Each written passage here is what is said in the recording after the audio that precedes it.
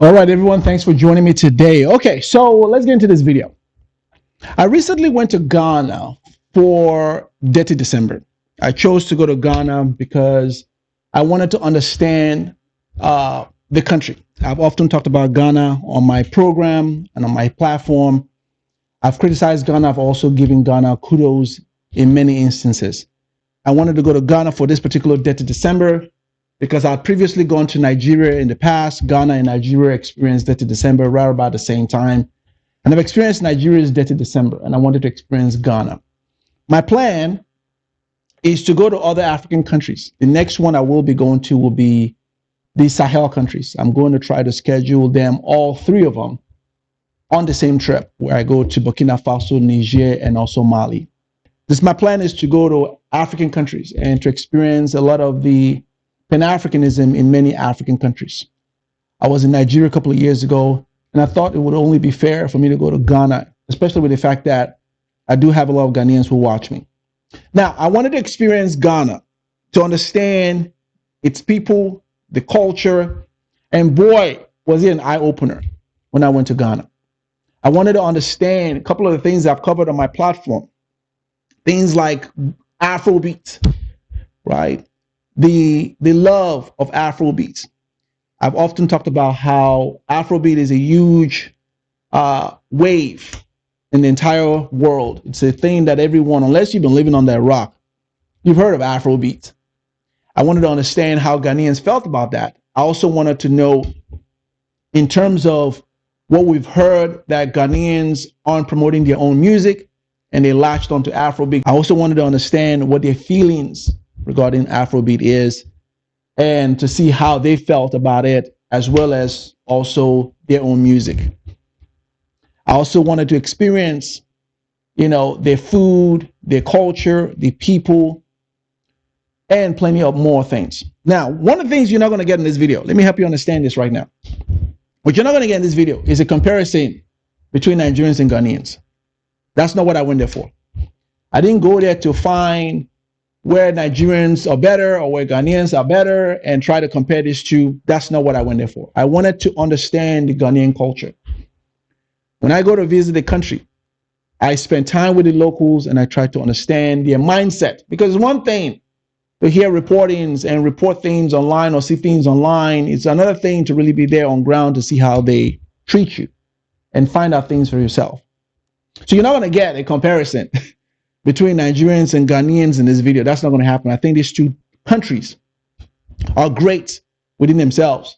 The things that Ghanaians do much well and better than Nigerians, and the things that Nigerians do much well and better than Ghanaians. So that's not going to be happening in this video. What you're going to get in this video, I am going to show you a conversation that I had with Ghanaians regarding their relationship with Nigerians. I asked the hard questions. Do you like Nigerians? Yes or no? That was one of the key things that I wanted to understand when I went there. When I made the effort to book a trip to go to Ghana, I wanted to utilize my time to understand how the Ghanaians felt about Nigerians, because we see this banter going on the internet, and I've covered it on my platform. I wanted to ask the locals, do you like Nigerians? Yes or no? It was a direct question. I think you're going to be interested to find the response they gave regarding that. I also wanted to know how African Americans were surviving in Ghana, how Ghanaians felt about African Americans, what African Americans are doing in Ghana, the feelings that the locals have towards African Americans.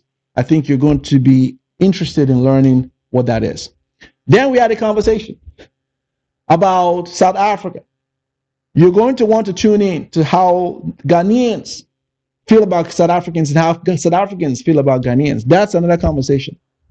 And then I'm going to talk to you about a key highlight in this entire trip for me was an encounter we had with a police officer in Ghana. You're going to want to hear about that experience. There was an encounter between myself and my boy Kwame we had with the Ghanaian police officer in Ghana. How that police officer treated us while we were there. I think you all here in the States or in England or wherever you're watching me for are going to want to hear how African police officers treat their own citizens, especially how I was treated as a Nigerian, right, in Ghana, in a foreign country. And lastly, I'm going to give you my overall review about the country. So let's get into this, because as you can see, this is there's a lot going on. And this is going to be a two-part video. But let's get into this. So as soon as I got into the country, the moment I arrived in Ghana, I can tell you that the Ghanaian people are hospitable. I can tell you that the Ghanaian people are like Nigerians. They're very hospitable as it relates to how they treat foreigners. I can tell you that when I went there, I was immediately embraced. I was met at the airport by my boy, Kwame, who was the person who showed me around. He's a Ghanaian, and he was the one that really kind of helped me understand and experience the entire country. I experienced everything from their food. I had banku, I had fufu. Fufu was going to be the death of me. Oh my goodness. If I didn't have this fufu, they weren't going to let me leave the country. I mean, it was one thing that almost everybody, have you had fufu? Have you had fufu? And fufu is not my thing. You heard me? It's not my thing. I didn't really eat it when I was growing up in Nigeria. It's not my thing, but everyone, even with the Nigerians I met in Ghana, they were asking me, have you had Ghanaian fufu? So I knew that this was going to be the death of me, that I needed to have this.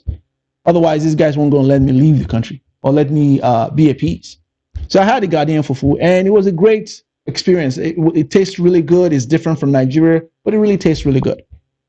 We went to the beaches in Ghana. Oh my God, these guys, let me tell you about Ghanaians. Let me tell you about Ghanaians real quickly. You haven't partied until you party with a Ghanaian.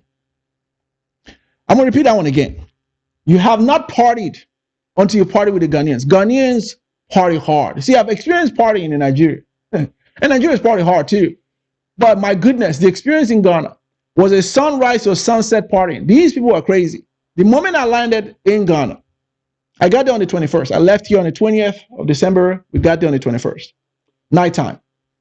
When we went and checked in, I was thinking I was just going to check in, and then we're going to begin our thing the next day. Long trip. And I expected my boy, Kwame, to understand that. No, not this guy. We dropped my bag and we were off to the races. But these guys then took me to this bar, this club called Ali Bar, which is supposedly a very famous club in Ghana. These guys were there till 6 a.m. in the morning, but I wasn't there with them. I'm like, yeah, crazy. I just got here. At 1 o'clock in the morning, I called it. I was like, I got to get out of here. You should have seen them. They were like, hold on a second. We just got here. What do you mean we just got here? We've been here 3 hours already. What do you mean we just got here? You should have seen the look of disappointment in their faces. Like, oh, come on, hang here. No, I got to go.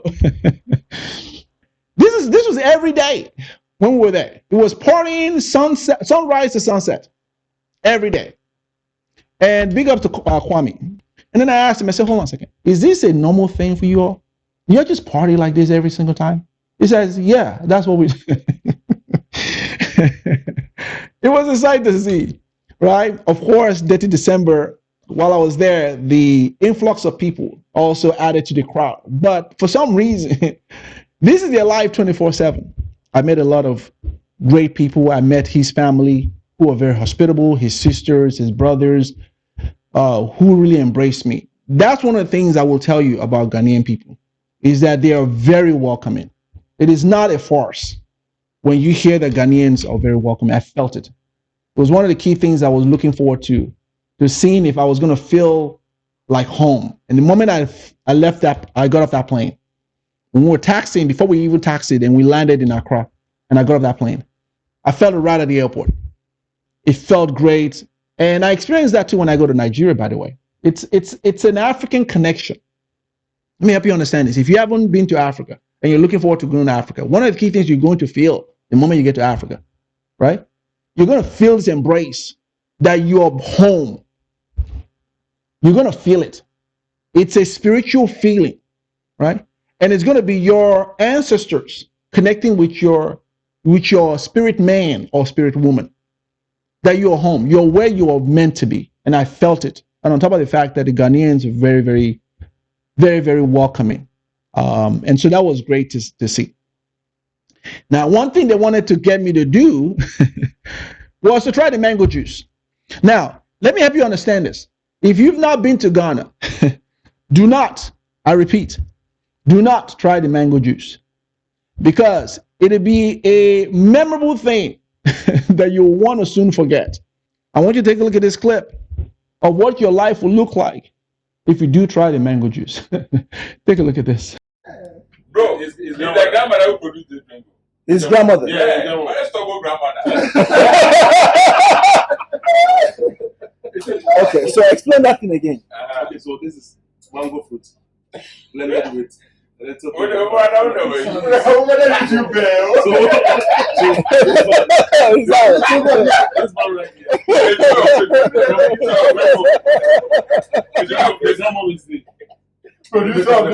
Are you guys really? Are you joking? Are you really? And so he can't even withstand what his grandmother made. Exactly. Exactly. You have Okay. Tell. I want to interview. I want to interview the brother. Brother. It's time for interview. It's time for interview.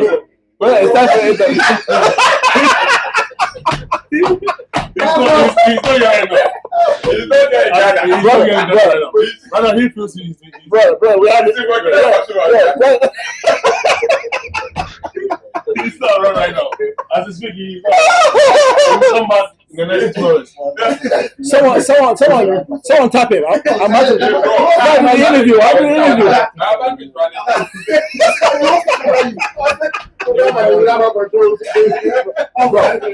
Bro. Hey, how you doing, bro? What's good? It's good. Bro, talk. Bro. I want to know about Ghana. So I came on. Bro. Look inside the camera. He's not around. He's not around. What's good, bro? He's a Brazilian. How you doing, man? How you doing? Good.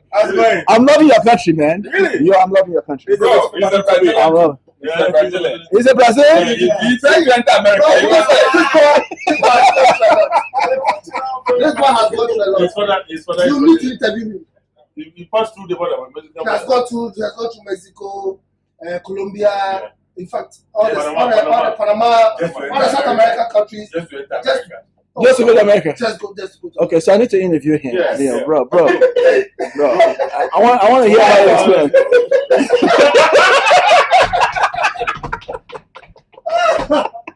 Back to Peru. I think this is the fun part of your work.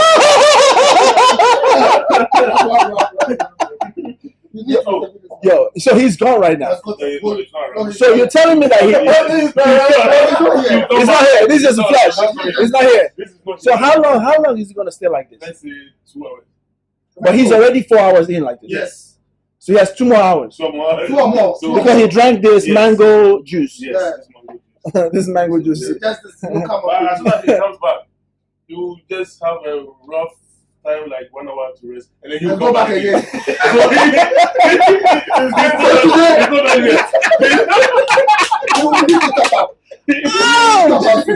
not done yet. He'll come back. I know him. Very strong man. He'll come back. He's very strong. He'll be back very soon. He has so many He wants things. to. Oh, I'm Okay. He wants to. No, Wow, bro. But before I forget, if you take like the way he is right now, and he goes to bed with the lady, it's not now. He goes to his wife. He'll come tomorrow. He'll come back tomorrow. If you take this, Really? meet a woman in bed. So it helps you with your. No, 2 hours. What the Yo, choices? I'm gonna grab the whole bottle. There. So that was a fun moment. But I'm telling you, that's to see the reaction that that juice does to you. Boy, I tell you, you don't want to try that. So that was a fun moment there. And there were great moments like that I had in the country. Now, with all that fun moment, it was time to get down to business. I wanted to understand key things. And so we got into conversations, which I'm about to play for you all right now, as it relates to a number of topics. So one of the key things I wanted to understand right off the bat was, do you like Nigerians? See, we have this laugh and it's all fun and good. But how do you all feel about Nigerians in your country or Nigerians as a whole? I want you to take a look at these exchange where it also got testy. at some point. I want you to hear from Ghanaians how they felt about Nigerians when I asked the direct question. Do you like Nigerians? Yes or no? Take a look at this. So tell me about the relationship between Ghanaians and Nigerians. Where is that animosity coming from? Because I interviewed your brother, right? And he told me, I don't want to tell you so that way I don't taint whatever you're going to say. So tell me for real, where is that animosity coming from the Ghanaians' perspective? Ghanaians and Nigerians. He said he should ask you, but it's like the Nigerian girls, I don't know, I've dated only one. I'm talking about Nigerian girls now. I'm talking about Nigerians and Ghanaians in general. The ladies. No, everyone. Or everyone. Everyone. Men, women. Like when the Ghanaian thinks about the Nigerian, and you have those animosity and those fights that we're having. Everywhere. Where did it come from? Do you understand what I'm saying?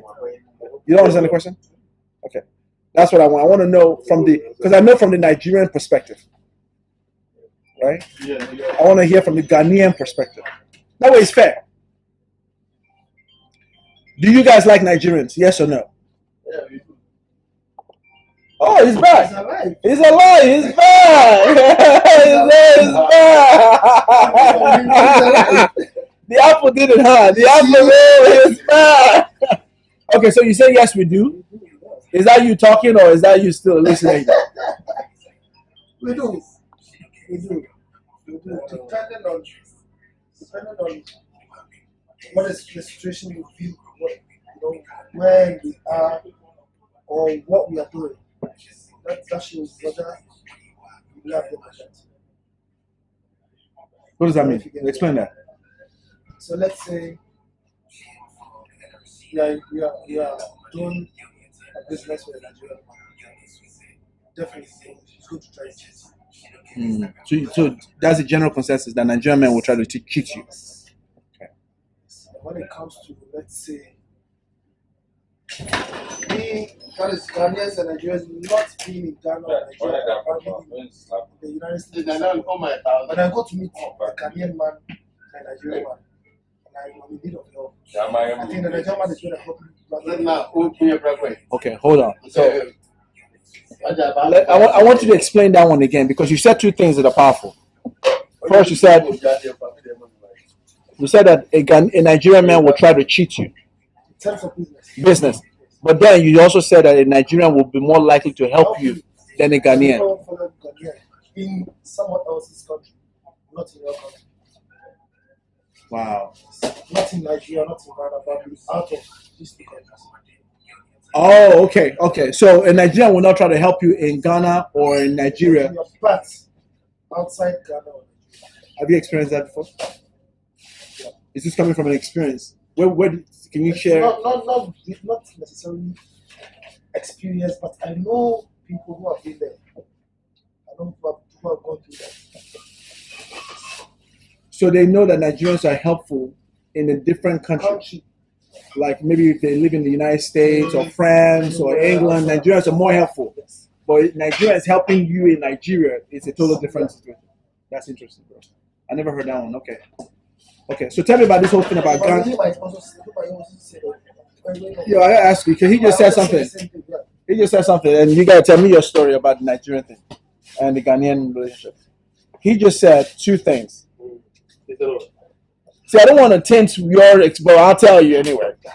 He just said that a Nigerian in business dealings is more likely to cheat him as a Ghanaian. Cheat him. But a Nigerian also is more likely to help him than a Ghanaian will help him. Is that your same experience? Out of Ghana. To me, if I'm dealing with Nigerian, in some way, I'll feel secure that maybe, like whatever I'm expecting, I will to combat. Surely, yes, it's true. The cheating side is true. They will cheat you. And you feel so safe. You have to be smart. Yeah, okay. So if you are smart, you deal with it, you work with them. If they know you are smart, they don't blame that smartness on you. You understand? But if you're not smart, they'll use money for you. And that one, I don't think it's there. It's only that this Burkina Faso, they also have the same mentality. But then, you know, Africans, you know, because that, you know, the West Africans, I don't know, yes, the West Africans. Yeah. Even in Africa, people in Nigerians are smart. You know, amongst us, the Africans. Yes, Ghana and Nigeria. They are like brothers. Yes, but all those Nigerians are ahead of us because they're so smart. Yes, but, Okay. Like, to trust them in the way, say, the way that you're like what you are doing. No, but it's like, if you're going to smart, you tell you, like, won't get anything. Oh, hold on. Let me see. Okay, I don't know if I understood what you just said. Say that again. Nigerian, if you are expecting, let's say in a percentage rate, Uh-huh. if you are expecting 30%, Right. you get to 30%. You get 30% from Nigeria. Nigeria will squeeze you to receive 30%. Okay. Yes. But you still get your 30%. But Ghanaian, you can go with you okay, but still okay, but your fault you take it. Wow. You're not getting Okay. Okay. I see what you're saying. I see what you're saying. If you want to top up with what he said, that's what I would say. Now, let me tell you what your brother said. I asked him the same question. He said that it's because Nigerians, when Nigerians come up here in your country, and when a Ghanaian is selling like a cell phone for like 50 CDs. Okay. So I want to stop it right there, and I want to draw your attention to the conversation we're about to have. Because the conversation we're about to have is going to give an insight to a lot of the banter that we're seeing on the internet, which obviously, from my experience being in Ghana, is not the case as it relates to the relationship that Ghanaians and Nigerians have in person. But there's a real concern, I should use that word, regarding certain practice that goes on between these two countries, which is what's fueling the animosity that a lot of us are seeing on the internet, which is now driving many to think that there is a hatred between these two, which cannot be further from the truth. I want you to pay a good attention to this next part of the conversation, because I think it's going to help you understand why we're seeing that on the internet. And Nigeria would sell it for 30 CDs and gain more of the market share. And because of that competitiveness and that market share that the Nigerian is earning because he sells it and undercuts the Ghanaian, that's where the animosity is coming from. Is that true? Is that true? They are smart. Yes. So the animosity, because I asked him, I thought the animosity was coming from the Ghana must go thing. You know, like the whole thing that happened back in the days in 1983 when Nigeria kicked Ghana out. Yeah. But he's saying that no, it's because of the business dealing. Is that where you think the root of the animosity of what we're seeing on the internet between Ghana and Nigeria coming from? Because I thought it was the Ghana must go, and I thought it was because the Nigerians taking your women. The behavior of the Nigerians, it's not only for only Ghanaians. I've been in South Africa for almost a year, and it's the same thing there. The Nigerians over there, that's how they do their things. So it's not like they are doing to Ghanaians because of what happened some years back. No. That is the behavior. That's it. So you think it's because Nigerians are smart, and the people are intimidated because they're smart, and they think that they're smart can outsmart them in their own country, and that's where it's coming from. Okay, so that makes a lot of sense. That makes a lot of sense. Are you Nigerian? I'm a Nigerian. I'm Nigerian. But you know what? You know the competition in your country already. So there's not much to say about it. What do you mean? You know what you're going through in your country. So Nigeria is going through a lot. No, he knows what he's going through in his country. Yeah. Hey, can't get off because when I'm on the good, when the country is peaceful. Yeah. So I hear what you're saying. Yes. But at the end of the day, Nigeria still is the giant of Africa. Are you sure? It is. It's the largest economy. I'm not the one just saying it. Even World Market have said it. Nigeria's economy is the largest. Nigeria has this problem, right? No. But Nigeria still is the giant because you just said it here. In terms of, I'm gonna let them go through. In terms of smartness, Nigerians are, right? In terms of when it comes to business, entrepreneurship, Nigerians are. Population-wise, Nigeria has the population, right? So that's what makes Nigeria the giant of Africa in terms of that aspect of it. Now, are they? No, no worries. Are there challenges in Nigeria? Yes. Right? But you can't compare you guys. You guys are 32 million, right? You're 32 million. When you get to 200 million, come talk to me about it. So I wanted to stop right there. And at the risk of not trying to compare these two countries, one of the key things you'll hear many people say is that, people compare these two countries. And one of the things they fail to understand is that Ghana is 32 million, Nigeria is over 200 million people. With more population brings also more challenges. Yes, I'm not going to excuse Nigeria for some of the bad decisions they've made, but also I'm not going to underplay or undercut Nigeria's goodness and many things they've done to contribute to Africa as a continent and also to West Africa.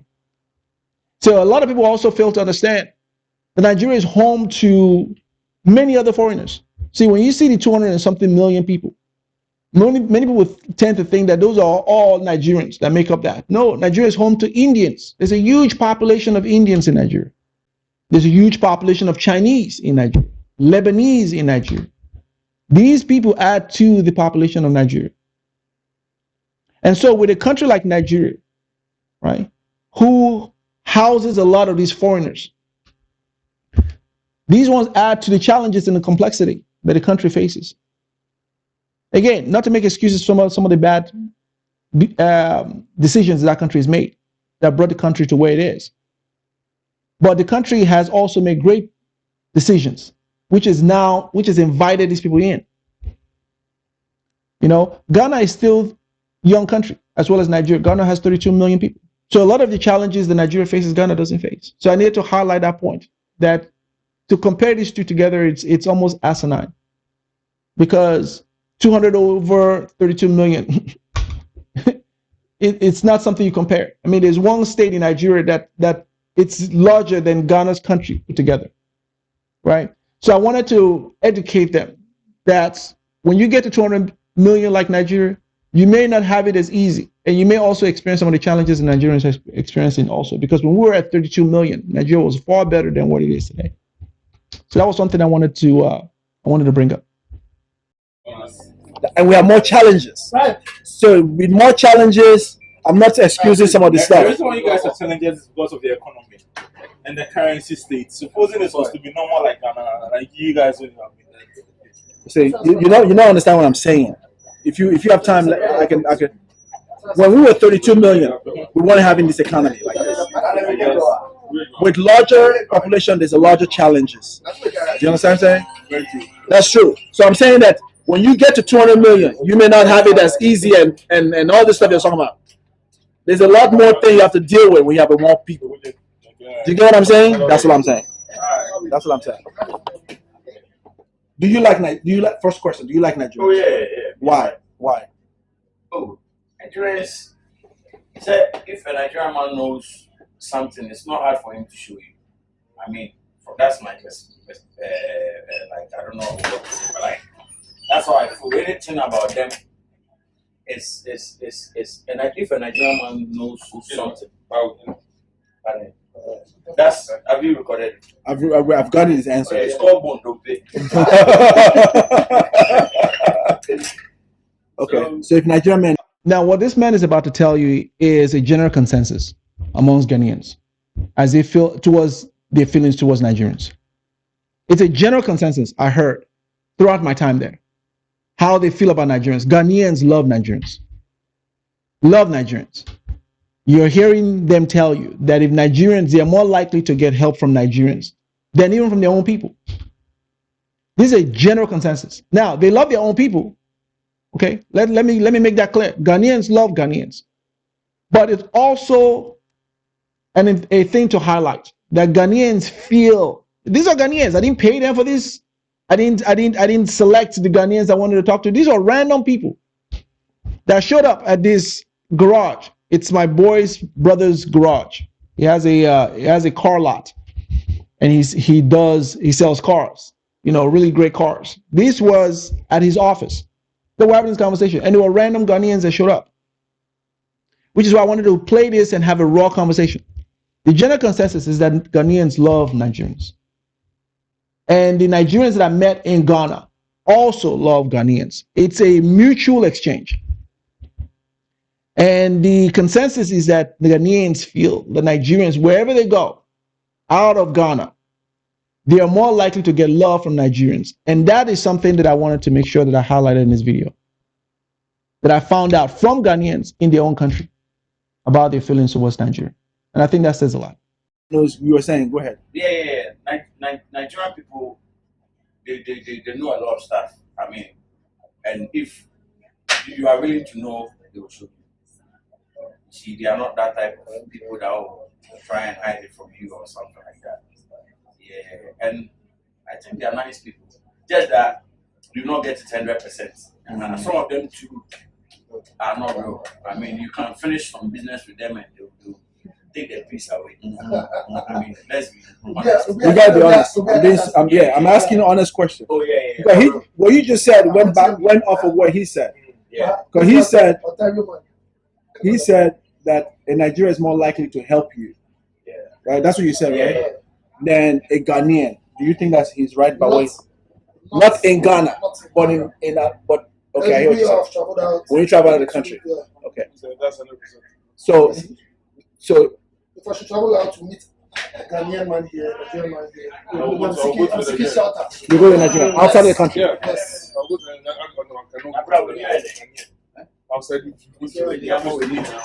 outside Africa. And Nigeria is more helpful. I know you. And I know you. If I want to, I will not go to the Ghanaian. You believe my brother. Wow. Yeah. Wow. Okay, real talk. Yeah. Real talk. So it's not Nigerian want to be real. Nigerian will defend you anywhere. Ghanaian, if you are outside, you meet outside, and you happen to have native cases. You have hearing cases. You have family, you have friends who are really there. Yes, they tell us what is going on, and it's true. We have witnessed some. Ghanaian, the Nigerian will fight for you, stand behind you, give you ideas. Ghanaian will put you in more trouble. Why? To make sure you come back home. Why? Okay, so why are Ghanaians not likely to help you in another country? That is what we don't know. That is the answer we are all looking for to get. General.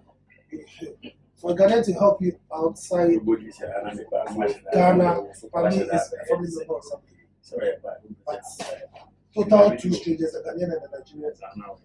Nigerian is more They like pulling now. They have something pulling down. They don't want you to come and associate because you're in the coma. He has been there. He has not been successful. you just came. Could they believe? You can be successful at any time. You will not respect. You not give you that respect that as you came initially. He gave you. He hosted you. Yeah. Hospitality to maybe you were giving you that respect. Because that the moment you get money, you succeed. Let's say you succeed over there. Okay. Yes, you will not give him that. So is the PhD syndrome? Is it true? Have you heard of the PhD syndrome? Pull him down. Yes. We heard that that's something that's big in Ghana. That is this syndrome where Ghanaians pull each other down. Is that true though? I know you said outside of the country, but here in Ghana, is that true? Do Ghanaians bring each other down in Ghana? Percentage wise, out of I'll give 40 to that. That's a lot. That's a large percentage. And sometimes I would say they do it based on tribes. So Yeah, that one too. See, the tribe thing is everywhere in Africa, though. It's not just Ghana. Right? Okay. To be fair, everywhere, even Nigeria, there's tribes there. But in terms of Nigerians helping Nigerians help each other, right? So you're saying that 40% of Ghanaians will not help you in Ghana? Wow. Okay. So let me talk about this before I close this video. There were a lot more things that were said during that whole conversation that I'm going to highlight and I'm going to discuss in the next video. We talked about many things, a few of which we delved also deeper into the xenophobia that happened during the COVID situation in 2019. They talked to me about that. I asked questions and pressed them on what we saw as an attack on Nigerians during that situation. You want to hear what they said and what caused that and led to that. We also discussed South Africa. South Africa came up in the conversation. I want you to hear what Ghanaians said about South Africa and what they said about how South Africans perceive them, and also how South Africans perceive West Africans in general. I'm also going to discuss the encounter that we had with the police officers in Ghana when we were stopped, when myself and Kwame were stopped. That encounter that we had with Ghanaian police officers, how they treated me and treated him in Ghana, we're going to highlight that. And then lastly, I'm going to tell you my overall feeling about Ghanaians. But let me talk about the conversation you just heard real quickly. It's a known thing that Nigerians are very loving people. I've said it on this platform many times. Nigerians are loved everywhere. It's a shame that Nigerians get such a bad reputation. I think a lot of it has to do with Nigerian being one of the largest, if not the largest demographic in Africa as it relates to population. Nigeria was the one country, and the first country, I would say, that many countries outside of Africa got to know about Africans. Nigerians are all over the place.